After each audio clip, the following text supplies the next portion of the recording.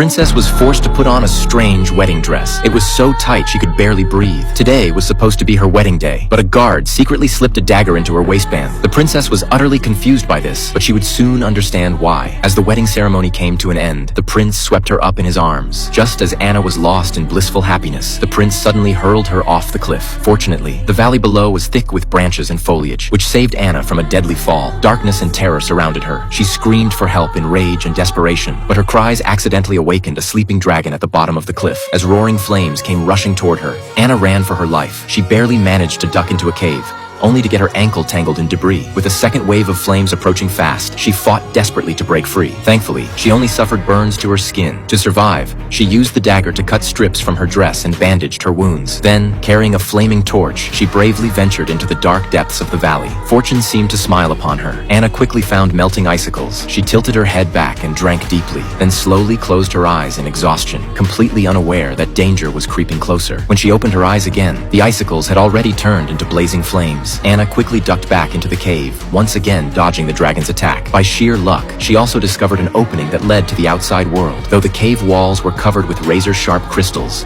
like a deadly trap waiting to spring. But driven by her will to survive, Anna tore her dress into strips, braided them into a rope, and began climbing with determination. Just when she thought she was about to escape, the dragon's roar echoed from the valley below. Startled, she lost her footing and nearly plummeted to the bottom. Fortunately, she managed to hook her crown onto a crystal, leaving her body suspended in midair. But the fragile crystal couldn't support her weight and shattered instantly. She plummeted straight down as the dragon opened its massive jaws, waiting for its prey to fall in. However, Anna didn't give up. With her last ounce of strength, she used her crown to hook onto the rock wall again. In this desperate moment, she found incredible strength within herself and climbed frantically upward, finally reaching the cave opening. But her hope was instantly crushed. Outside the opening was nothing but a sheer drop. Seeing villagers passing far below, she waved frantically and shouted for help, but they couldn't hear her at all. Instead, she only attracted the dragon's attention. The warning signs on the walls and the scattered bones nearby seemed to silently tell her there was no way out of this place. Just as Anna closed her eyes and waited for death to come, a familiar voice suddenly shattered the darkness.